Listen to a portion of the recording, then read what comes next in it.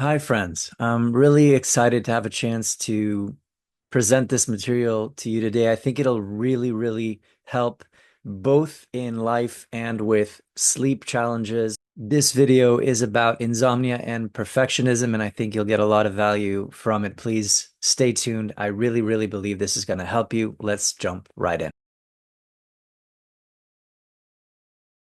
So first things first, when we say insomnia and perfectionism go together, what we're really saying is that a lot of the people who end up with insomnia are perfectionists. And this perfectionism, sometimes perfectionists don't even know they're perfectionists, by the way. Um, but what is the energy of perfectionism? Essentially, it's this pressure that one puts on oneself to be 100% all the time, to get it right, to maximize and optimize and just have everything be kind of perfect, right? That's perfectionism. Not just the results, but even sometimes the process. So managing how things are done, not just that the result is good. And so, if you're a perfectionist, you know this energy really well.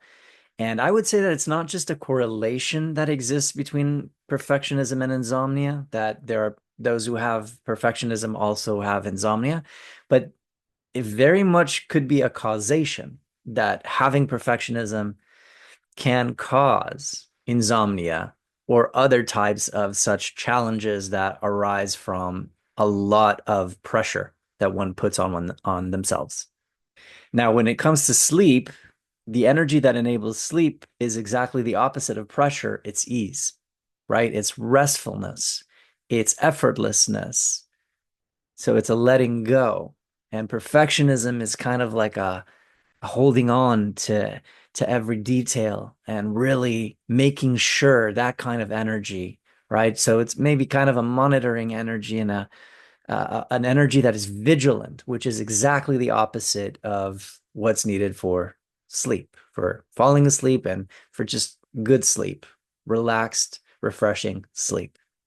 So, what can we learn from this? And this is where it gets really exciting. It starts to get exciting. What we can learn from this is that actually, if we interrupt the perfectionism, the tendencies, if we interrupt those patterns, which are really neural pathways, they're conditioned neural pathways that we've been, you know, conditioned, we've been used to, we've become really used to operating in a certain way.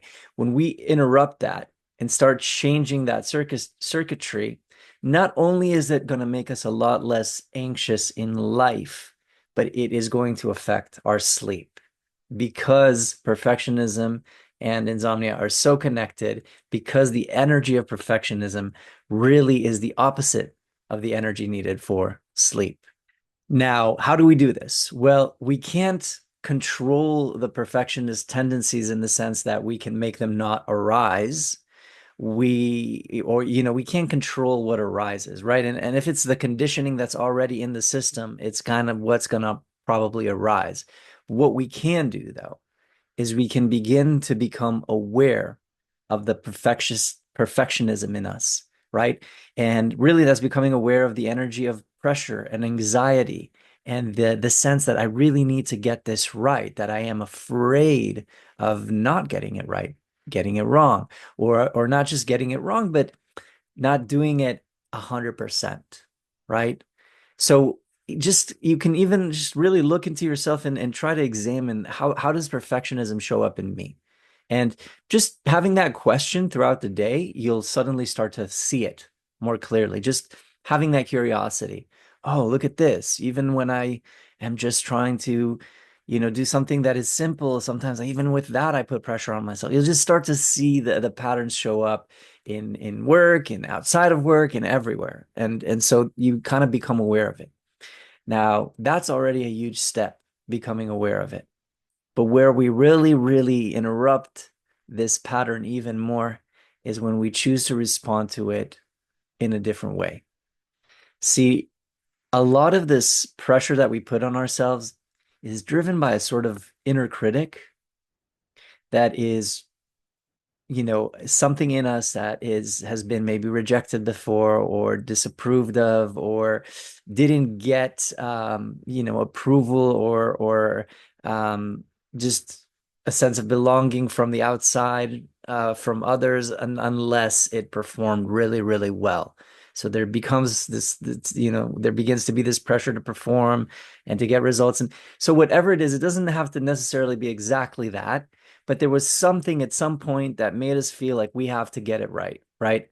And that thing is not fully accepting of us. Like that's really the pressure to get it right is it's something that can only be interrupted, therefore, by self-acceptance, self-kindness, self-softness, right? If we're being hard on ourselves, then being soft with ourselves, being gentle. If it's so important to get it right in order to get the approval, even if not of others, of ourselves, we can actually choose to approve of ourselves or accept ourselves regardless of the outcome, regardless of how things went. I always say, even if things didn't go the way you wanted exactly, you didn't get the perfect outcome, perfect, right? You didn't perform as in exactly the way you hoped to. Even after that, the choice to either reject yourself or accept yourself is still available to you just the same.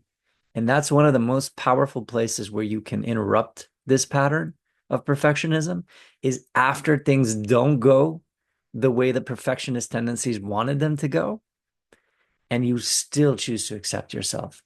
Now, on a nervous system level, that's teaching the nervous system and the amygdala in the brain that is perceiving getting it wrong as a threat, getting it imperfect as a threat.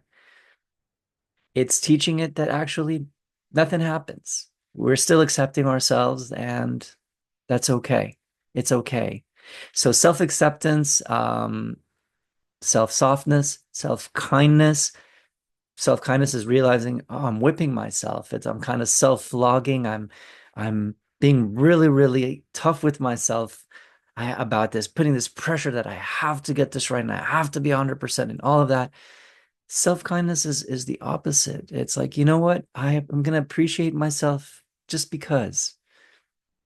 I don't need to make this relationship of kindness towards myself so conditional.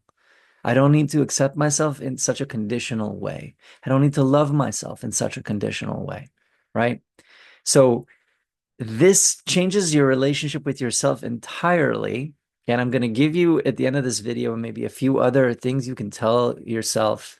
I wrote down a few sentences that you can tell yourself to interrupt these perfectionist tendencies that put so much stress, so much so that they interrupt with our sleep. And of course they interrupt our sleep because, you know, even sleep becomes something that we want a perfect outcome.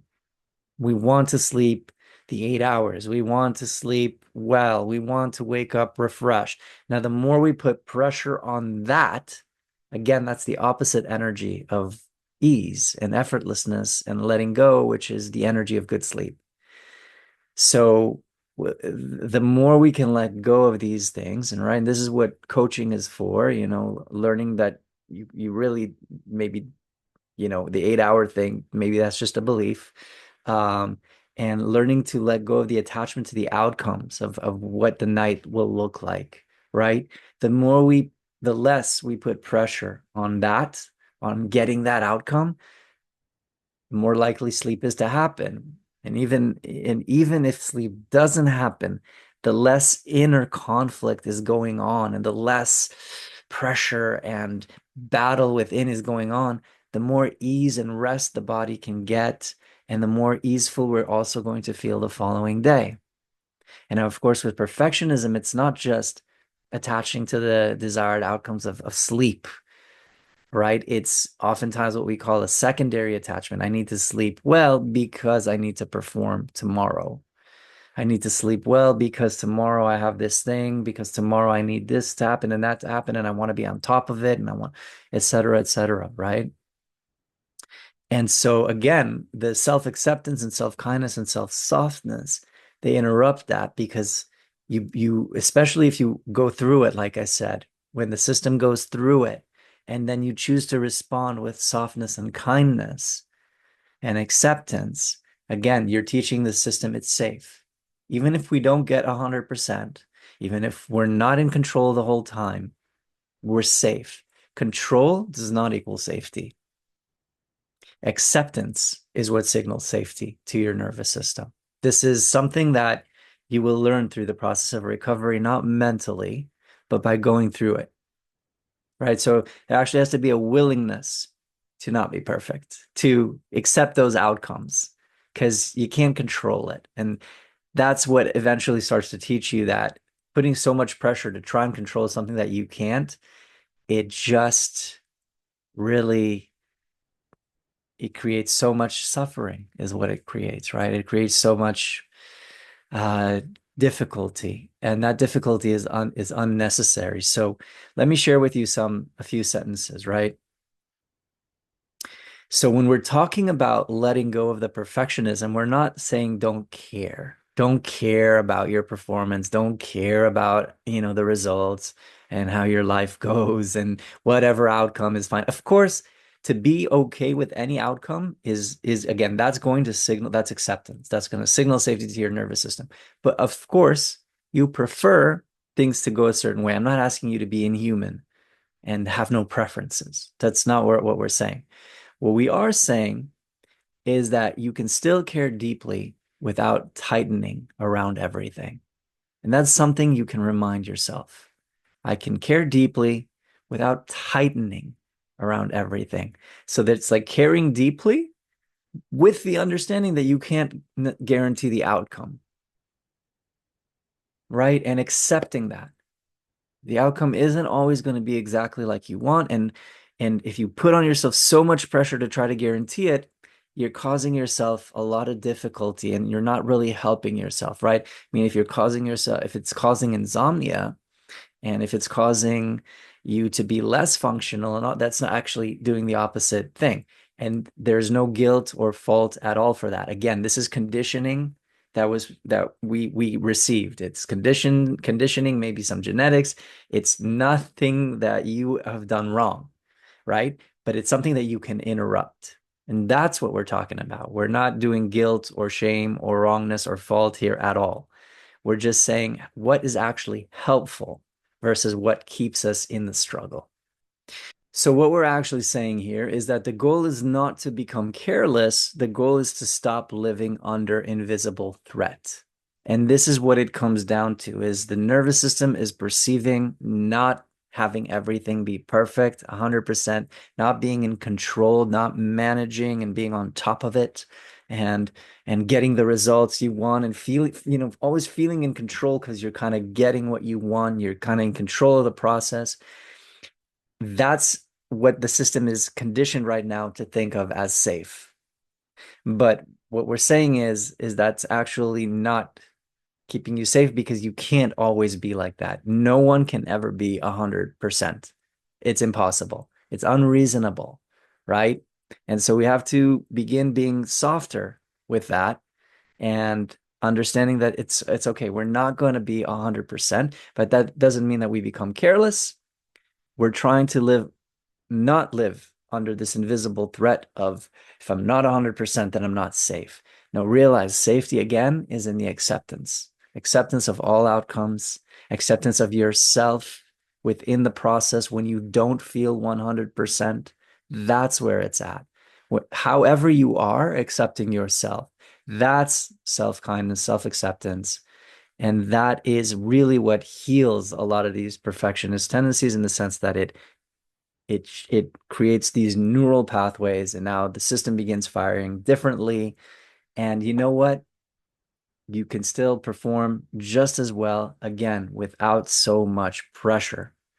So, like I said, you can find that you can very much care deeply without tightening around everything, and know that the softness that we're talking about, is not the same as lowering standards, right? It's just going about it differently. It's not the end of the world if we're not always in control, and really we're not. Factually so. We're really not. If everyone could control the outcome all the time, they would, right? But no one has ever done it in the history of humanity. Nor can we control our thoughts or feelings. I mean, if we could control our feelings, why wouldn't we feel ecstasy 100% of the time? But we can't. So, where our power lies is in accepting what we feel, in accepting that these thoughts are happening and that's okay that they're happening. How do I respond to what's happening? How do I respond to the feeling? How do I respond to the thought? Right? How do I respond to what's happening, whether I'm sleeping or not sleeping? What's my response to that? How do I respond to a meeting that didn't go exactly as I wanted? How do I respond to myself after that? That's where your power is in the response. So two other sentences that I like are I am allowed to participate in life without mastering every inch of it, right?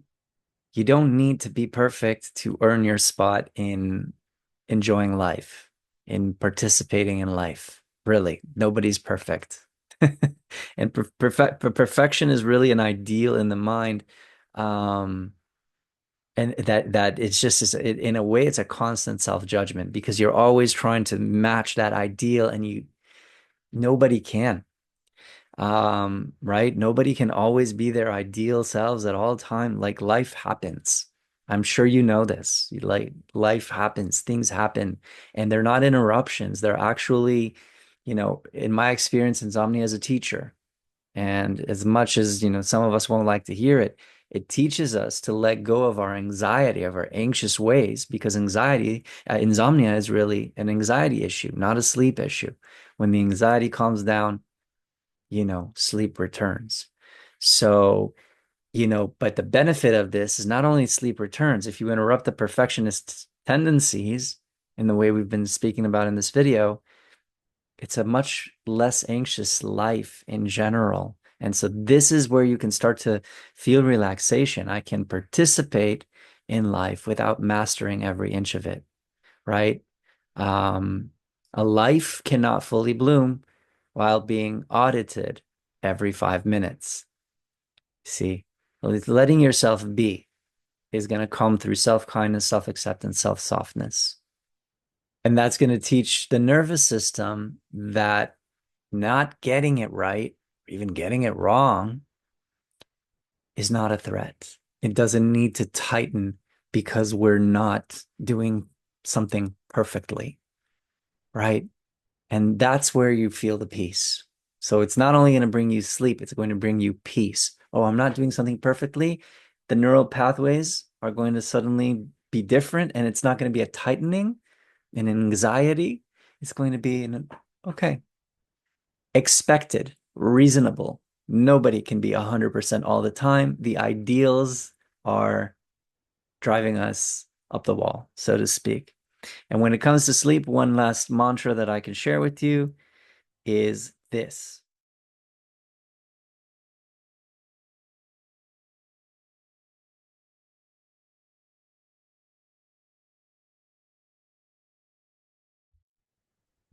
So I hope this video helped you, and let me know in the comments what you think about all of this. And if you need personalized help, I'm here for you, and you can find the link to schedule with me in the description. I wish you all the best.